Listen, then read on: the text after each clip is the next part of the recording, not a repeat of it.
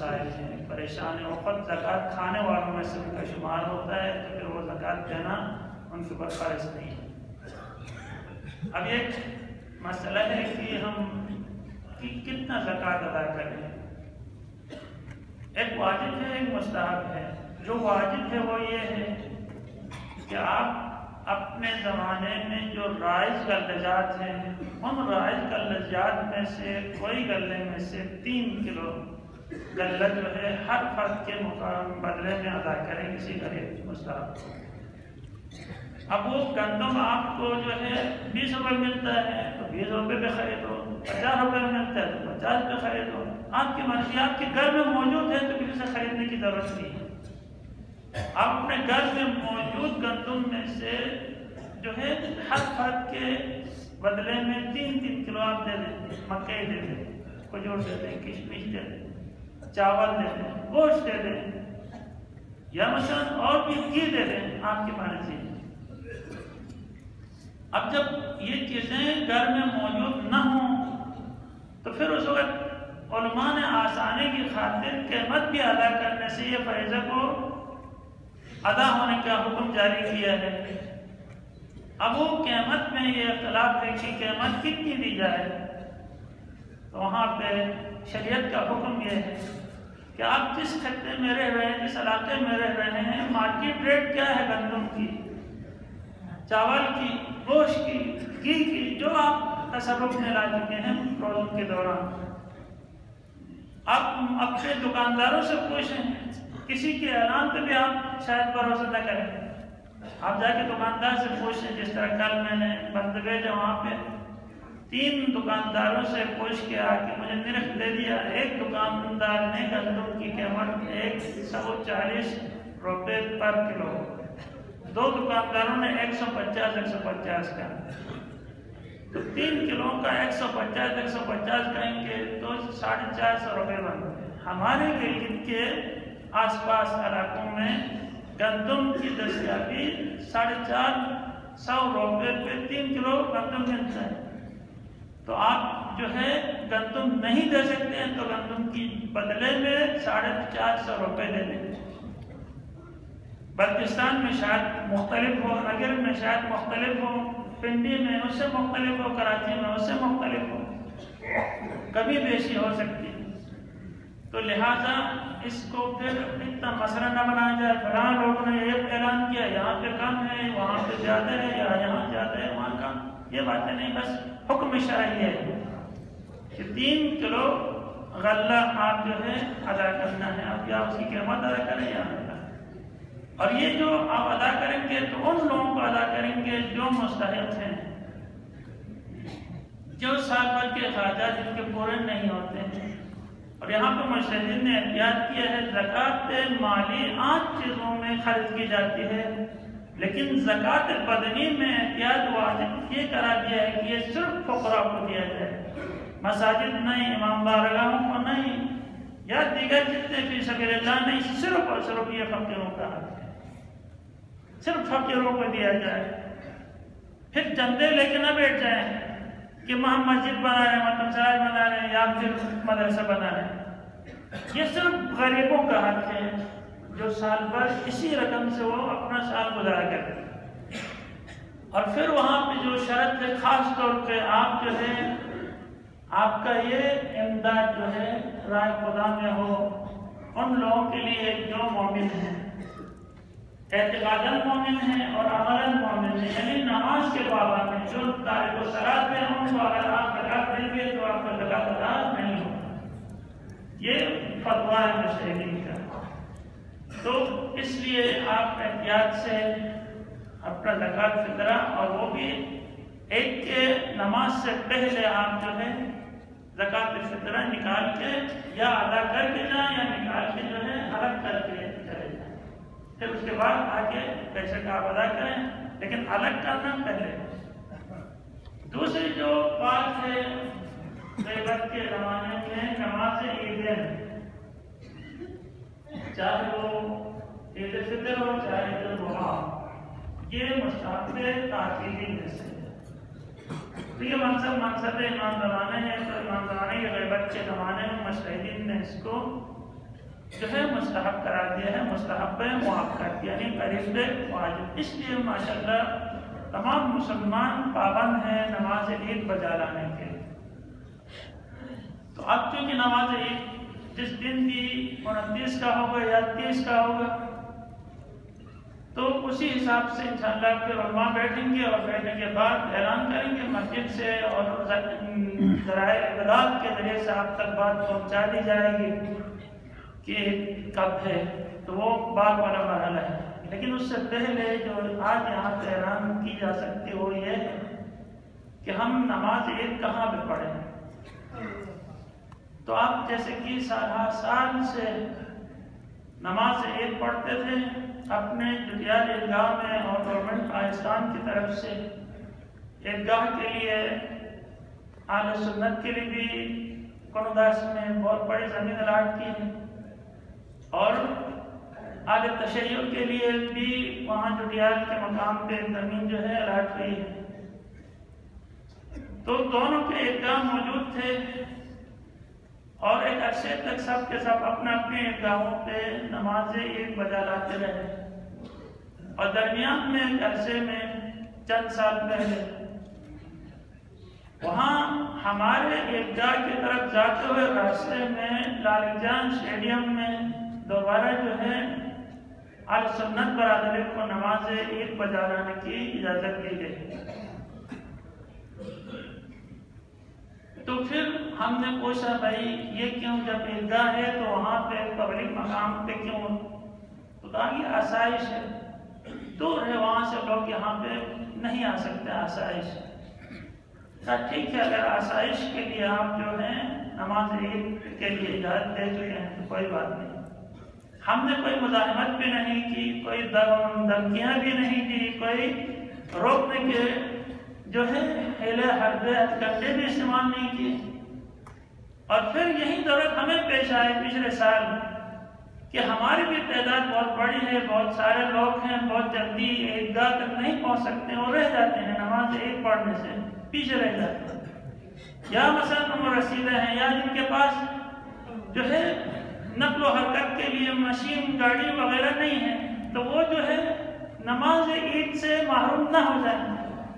ہم نے بھی گورنمنٹ سے متبادل جو ہے جگہ کی درخواست دی، تو ہمیں سابقہ حکومت نے یہ شاہی پروگرام الاٹ کیا کہ آپ یہاں پہ نماز عید پڑھیں۔ تو ہم دیکھیں وہاں پہ انہوں نے لالک جان اسٹیڈیم پہ نماز عید پڑھتے رہے، اور یہاں پہ ہم نماز عید پچھلے سال پڑھے۔ اور پھر اسی وقت ایک دہشت گرد ملا جو ہمیشہ اس علاقے کے اندر فرقہ کو ہوا دے کے اپنا پیٹ پالتا ہے، انہوں نے دھمکی دی کہ اگر یہاں پہ نماز پڑھی جائے تو پھر ہم یہ کریں گے وہ کریں گے، اور پھر بعد میں احتجاج کیا، اور احتجاجن آ کے انہوں نے اپنے عیدگاہ میں بھی نماز چھوڑ کے آ کے یہاں پہ مسجد کے آتے میں لوگوں کو بلایا، اور جس کی وجہ سے اب جو ہے وہاں پہ کچھ شہر کو متنازع بنانے کی کوشش کی گئی۔ تو پھر یہ مکتب تشیع کے ساتھ ہم جو ہے سراسر ظلم اور زیادتی سمجھتے ہیں۔ ایک بندہ، ایک فاسد جس کا باپ کا کام صرف اس علاقے کے اندر فرقہ کا ہوا دینا تھا، ٹوٹل باقی الحمدللہ پاکستان کے صدر ہے، شیعہ سنی کا کوئی مسئلہ نہیں ہے، ہم شیعہ سنی اسماعیلی پیار اور محبت سے رہ رہے ہیں، ایک دوسروں کے غم خوشی میں شریک ہیں، ایک دوسروں کے ہاں آنا جانا مراسم ہے، کاروبار ہے، رشتہ داریاں ہیں، یہیں پہ کتنے لوگ اپنے مسائل کو لے کے آتے ہیں، ہمارے لوگ کتنے وہاں پہ جاتے ہیں ان کے پاس، ایک محلے میں ساتھ رہ رہے ہیں، کوئی مسئلہ نہیں۔ اکثر و بیشتر اہل سنت نے ہمارے عبادات میں نہ صرف اعتراض نہیں کی، شرکت کی ہے، ہم نے بھی اسی طرح ان کی عبادات میں نہ صرف اعتراض نہیں کیا، شرکت کی ہے، پیار و محبت کی فضا کر رہے ہیں۔ لیکن کسی کی پیٹ میں مروڑ ہوتی ہے، کسی کو تکلیف ہوتی ہے تو یہ فساد ملہ ہے، اور اس دہشت گرد اور فسادی کو کچھ افراد نے پال کے رکھا ہے، اور اسی کے ذریعے پہ علاقے کے اندر خون خرابی ہوتا رہا ہے، اسی کی وجہ سے فتنہ فساد بھی برپا ہوتا ہے، اسی کی وجہ سے ہر عبادت کو متنازع بنایا جاتا ہے، اور اسی کی وجہ سے علاقے کے اندر سکون اور امن تباہ و برباد ہو جاتا ہے۔ اور پھر یہاں پہ اب حکومت، انتظامیہ اور خصوصاً جو ہمارے ادارے ہیں اس کو لگام دینے کے بجائے ان کی فرمائشات ہمارے پر لاگو کرتے ہیں۔ اگر ایسا نہیں کرو گے تو دہشت گردی کا خطرہ ہے، ہمارے کان پک گئے ہیں کہ دہشت گرد داخل ہوئے ہیں اور ابھی یہ کرنے والے ہیں، خود کش حملہ ہونے والا ہے، آپ باہر نہ جائیں، آپ محتاط رہیں، اور ان کے فرامین جاری ہوتے ہیں۔ ہمیں صرف ہمیشہ اسی طرح کی دباؤ میں رکھیں، نہ ہماری عبادت میں ہمیں مزہ، کبھی ہمیں ایک کے دن آتے ہیں تو 21 دنوں میں تحفے بھیجتے ہیں لاشوں کے، اور آئے دن ہمارا کوئی سکون، اطمینان اور اس علاقے کے اندر اکثریت میں ہونے کے باوجود ہمیں سلب کر دیا، تباہ کر دیا، اور آئے دن اسی فساد ملا کی خواہشات جو ہے وہ عملی جامہ پہنا جاتی ہے، اور سب کے سب اس کے سامنے بے بس اور رام ہے، پھر وہ دھمکی دیتا ہے، پھر بعد میں ہم امن کا مسئلہ ہوگا تو یہ ہوگا تو وہ ہوگا، اور پھر بعد میں اور کتنے دہشت گرد پالے ہوئے ہیں اور ان کے ذریعے سے کوئی واقعات رونما کرواتے ہیں، تو پھر اس کے بعد لائن آرڈر کا مسئلہ پیدا ہوا، کبھی حرم لگانے پہ اعتراض، کبھی جلوس نکالنے پہ اعتراض، کبھی جو ہے ایک جگہ کے بارے میں اعتراض، اور یہ جو کرتا ہے وہ اس کی مرضی کر لیتا ہے، اور جب ہم کرتے ہیں تو انہیں تکلیف شروع ہو جاتی ہے اور پھر اعتراضات کرنا شروع کرتے ہیں، اور حکومت جو ہے کچھ نہیں کہتی،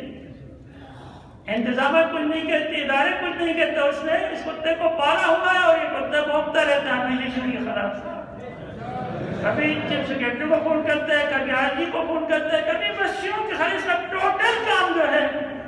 شیعان عالم بن ابی طالب کو کس طرح نیچے دکھائے اور ان کو کس طرح آزادی سلب کرے، ان کی جو ہے سکون برباد کرے۔ تو ایسے میں اب ہم کہاں پہ پڑھیں؟ تو ہماری مرضی ہے، ہماری مرضی ہے کہ ہم جو ہے اپنے ایریا میں پڑھیں، ہم جو ہے یہاں پہ شاہی پروگرام میں پڑھیں، یہاں ہم اپنے مسجد میں پڑھیں، کسی کی مائی کا لال نہیں کی جو ہمیں روک سکے، اس کتے کو روکتے ہیں، ہم جہاں جائیں، ہم تو اس حد تک ہیں، ہم شیعہ سنی بائی ہیں، ہم ایک دوسرے کے مساجد میں جا کے پڑھ سکتے ہیں،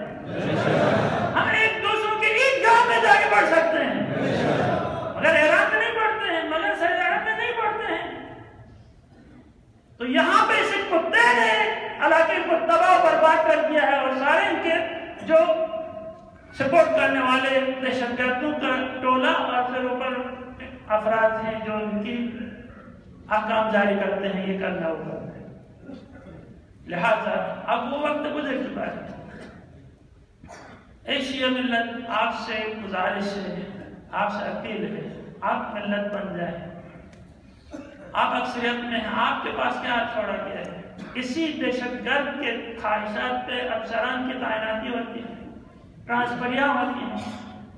اسی دہشت گرد کی وجہ سے حکومتیں بنتی ہیں، اسی دہشت گرد کی وجہ سے حکومتیں گرتی ہیں، اسی دہشت گرد کی وجہ سے علاقے کے اندر امنیت برباد ہو جاتی ہے، اسی دہشت گرد کی وجہ سے علاقے کے اندر پھر قبائل اور جتنی جنگیں اور خون خرابہ ہوا ہے، اس اور اس کی بات کی وجہ سے ہوا ہے سب کچھ۔ لہذا ایسے میں اب اس کو اگر لگام نہ دیں تو خدا شاید ہے یہ پھر یہ خون کا پیاسا ہے، یہ خون کا پیاسا ہے۔ ہم تو کسی کے خون بہانے کو کسی صورت میں اجازت نہیں دیتے ہیں، لیکن کوئی ہمارا خون گرانے کی کوشش کرتا ہے تو دفاع کرنا ہمارا فرض بنتا ہے۔ لہٰذا ہم نے آج تک جو کچھ کیا ہے دفاع کے طور پہ کیا ہے، اور یہ دفاع آئندہ بھی کرتے رہیں گے۔ ہماری جان، اپنی جان اس کے بغیر ممکن نہیں ہے، تو ہم اپنی جان بچانے کے لیے ہر قسم کی دفاع سے دریغ نہیں کریں گے۔ اور ملت تشیع سے میں نصیحت کروں گا کہ آپ آمادہ و تیار رہیں، جب تک اس دہشت گرد کو روک لگام نہیں دیا جاتا ہے، یہ کسی نہ کسی واقعے کا وہ کرواتا ہے اور یہ دھمکیاں دیتا ہے، آئے دن جو ہے آپ سب جانتے ہیں، اس سے باخبر ہے۔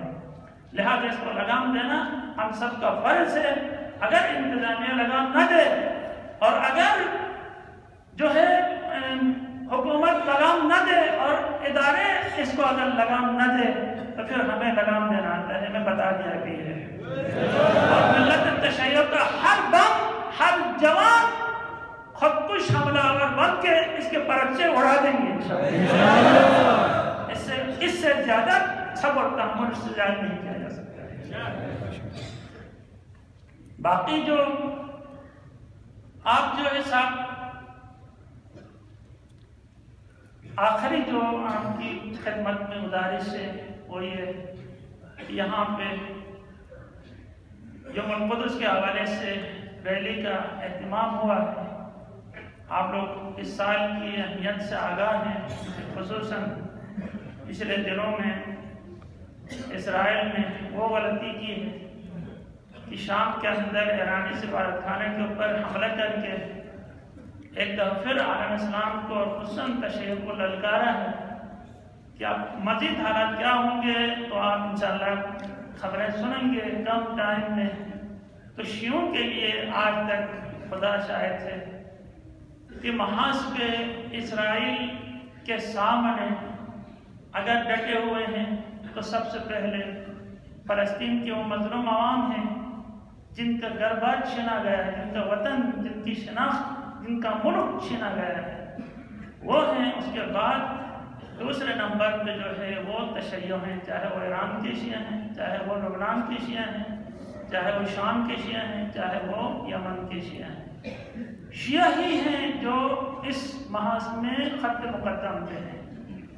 اور پھر انشاءاللہ شیعہ ہی اس ناسور کو جڑ سے اکھاڑ کے پھینک دیں گے۔